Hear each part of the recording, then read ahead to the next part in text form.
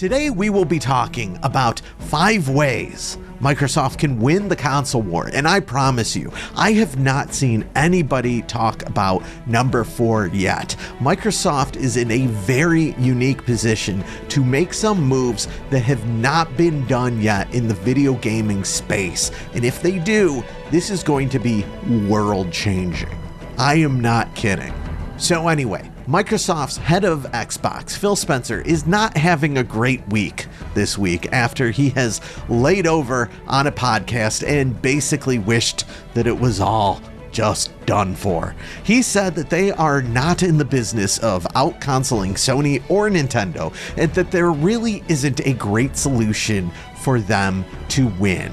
So, is this an unexpected candid moment with a high-level exec bearing his soul to the world? Or is it a 4D chess move to get wildly popular YouTubers like myself talking about them? Or is it a power play to feign weakness to get the Activision Blizzard acquisition to go through and persuade regulators around the world that actually they are just weak puppies starving out in the rain, and that the nearly $70 billion deal should go through for these poor souls over there at Microsoft? It's a tough nut to crack. I tried checking NeoGAF to see what the enlightened opinions are, but all I could figure out is that if you have any sort of opinion at all, you're an idiot. Darn. Microsoft, I'll be waiting for my check, because here are 5 ways that you can win the console war. Number 1, you need to start making acts of good faith that will translate to brand loyalty, even if those acts do not translate to immediate sales. All of the console companies have their name in the dirt right now. They're all headed by rich people that are looking to milk you dry for your every last dollar. Yeah, that's not going to change, but one of these companies needs to step up and start making moves to be the good one. Nintendo is on a legal rampage right now and pissing off their fan base. And Sony, which might be the least bad, arguably, still has increasingly become more pro-censorship. Microsoft needs to come out and say that they're dedicated to being the good guys. Do some rounds with bigger and smaller content creators, while the other guys are trying to wipe out channels. And clarify your position of freedom of artistic expression, and say that you stand behind the original visions of all of the developers who wish to make video games for your consoles. That will go a long way, just that, with the fans. I would also say that you have to do some legwork to fix the broken crap that you've released over the past few years as well. You need to say that, hey, we're sorry, we know we've released some half-baked games in the past, but we are going to go through each and every one of them and make sure that they are up to the Microsoft standard. Let's talk 2020's new Battletoads game. We are intentionally picking a game here that does target a niche audience. There is no reason why that title shouldn't have been held in the same high regard that games like Streets of Rage 4 and Teenage Mutant Ninja Turtles Shredder's Revenge is held in now, as a brilliant new classic arcade-style game of a franchise that has been ignored. The nuts and bolts are all there for this title. Rework the combat so that it is all good. Of course, like I said, it's not like Battletoads is going to win the console war or anything like that, but with enough of these corrected titles, you are going to win a lot of brownie points with potential influential fans and build loyalty with people who might not even actually be buying these specific products. You need to put effort into increasing the quality of the brand. You do this by releasing good titles, even if not everyone is actually buying those titles. You gotta stop releasing the half-finished products as well. Halo Infinite, I am looking in your direction. Of course, everyone was worked up over the online competitive play not being all that it should have been, but What about the missing co-op for the first year of its release? Across the board, you are damaging the prestige that these titles have by not delivering what is expected. Yes, you announced that it wouldn't be there on release, but not everybody reads press releases. Sometimes you just expect that the features that were in previous games are going to be in the new games. You gotta stop doing that. My poor dad was bummed when he realized that we couldn't do a run-through of the campaign together after he bought the title. Number 2, start releasing some amazing games with all of the intellectual properties that you've been hoarding. This one is obvious. Everyone says this. Why aren't you doing this, Microsoft? Not every game needs to be a AAA experience with a 2-hour curve to get through all of the opening cutscenes and to figure out how the controls work, while the game tries to trick you into thinking that you're in some cinematic world experience, that you're watching a movie.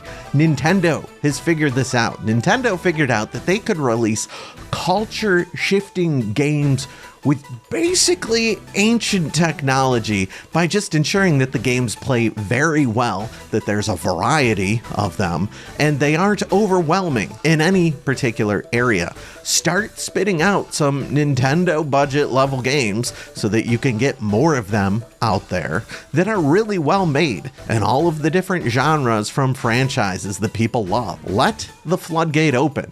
Release that Mario killer with Banjo Kazooie. Resurrect the corpse of Conker and do something with him.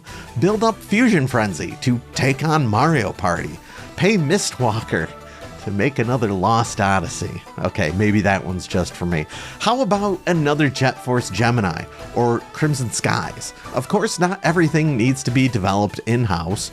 Work with partner studios when you need to. Stop chasing the trends and get a variety out there. Whoa, buddy, wait a second. Are you telling me that you're not yet subscribed to the Never Chris channel? Go ahead and just hit that button and make sure to like this video too. Okay. Number 3, don't put all your eggs in the Game Pass basket. Okay, I get it. Apparently Game Pass is successful. That's great. A new distribution model alone, though, isn't going to win everyone over. You need the games. Also, Game Pass kind of freaks me out, so I'm sure that it must freak out other people too. I'm curious if that's you, actually. Let me tell you why the idea of Game Pass makes me want to burrow my head in the sand. I'm going to tell you about my experience with subscribing to Netflix, the DVD rental version. I would bet that basically anyone who has ever used the DVD rental version of Netflix has had this same experience. Remember this thing? This is where you got to go to their website. It has basically every movie in existence listed on it. You select a priority list and then they mail some discs out to you. Here is what happened. So, I like movies, just like anyone, but I don't live and breathe every movie under the sun and want to make half of my life watching movies. But anyway, from their website, I picked a few titles that I wanted to see. It turns out that for most movies that I was actually dying to see, I had already seen them in the theater, and so I didn't necessarily need to rent them again to see them. For the other new releases, good luck ever getting them within the next 6 months because they're never going to be in stock. So then you start picking the weird stuff you might have overlooked years ago. You start looking at the back catalogs of actors and directors that you like. You come up with about 6-ish titles that seem really cool and you're actually really excited to see these things. Oh man, you missed whatever movie and now it's time to finally hit it. You're in a high good movie watching mood, you see them, you send them back, and then everything else starts coming in. The initial high is over, and suddenly you have 2 movies in the goofy red envelope just sitting on your table for the past 9 days, weighing on your mind. You're strategizing when you're going to finally have both the time and patience keyword patience to watch these things you don't actually really want to. You just sort of think that maybe they'll be enjoyable. And then you have this other voice going off in your head asking, isn't it a good thing that you're not wanting to spend even more time consuming mindless entertainment? Am I alone in this one? And so I find myself asking, why am I feeling bad for not doing a non-productive thing? There's your Game Pass. The biggest limiting factor that I have to playing video games right now isn't money, it's time. All I want to do is play the very specific titles that I want to play.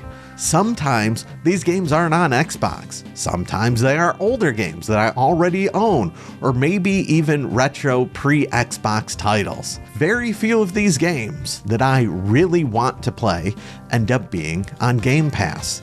Game Pass would actually be a detriment to me. I would feel guilty for not using the service since I'm paying for it, and suddenly I'd be finding myself just trying out games that seem only moderately interesting. I'd end up spending time on games that are just decent or just kind of interesting in lieu of the games that I truly want to play, because there are tons of games always coming out, and I already don't have the time to play all of the games that I really want to play. The last thing that I need weighing on my mind is something trying to pull me into spending more time with video games, including video games that I don't even actually want to play. I know it's a good deal for some people, but even a lot of people that I know who don't have a ton of money to spend on video games, for the games that they actually want to play, it's like 2 or 3 a year. Probably on Nintendo, or a free-to-play like Fortnite or League of Legends, or a game like Final Fantasy XIV. Game Pass does not appeal to everyone. It can't be all that Microsoft focuses on. Number 4. If you actually want to be disruptive, be the first out the gate with a real game that uses AI for NPC interaction. Microsoft made a $10 billion investment into ChatGPT, the leading AI platform, and is already integrating it into the search engine Bing, which they own. Meanwhile, the proof of concept already exists with indie titles where you can chat with AI. There is this entire undercurrent of people who are fascinated with the idea of talking to chatbots already. I've made a video in the past about how psychologically wild it is, especially when you first try doing this. It is insane having a conversation with an AI that seems like it's kind of real. In this increasingly socially deprived world, if you can be the first out the gate with a real game that gives you the chance to talk to and have relationships, doesn't need to be the NSFW kind, with an AI using the cutting edge of technology where Sony doesn't even have access to this stuff yet, people are going to be flocking to Microsoft to try this out. There is going to be a boom in VR as well. Microsoft is already in position to be the first ones there if they start making moves now. Get that VR tech ready. You know, is this going to be unhealthy for humanity? That's really sort of out of scope for this video, because probably, especially when that NSFW content does start rolling out. Yikes. But the gaming content is gonna be nuts. Number 5. Here's the real crazy one. Pretend that you're weak so that the Activision Blizzard deal goes through. The weak and sad Microsoft, crying itself to sleep, already owns Bathesda. Let's go with a new Fallout, Elder Scrolls, Dishonored, Wolfenstein, Doom, and Rage. Then, get that Activision Blizzard deal passed. Now, here comes Call of Duty, Diablo, World of Warcraft, Crash Bandicoot, Guitar Hero, Hearthstone, Spyro, StarCraft, Tony Hawk's Pro Skater, and a ton more. Maybe those are the exclusive games that Microsoft could end up having. Good luck on that one, bro. I guess. So leave a comment and let me know how you think Microsoft should be making moves to win the console war. Also be sure to like and subscribe to this channel as well. I appreciate each and every one of you, and thank you for watching.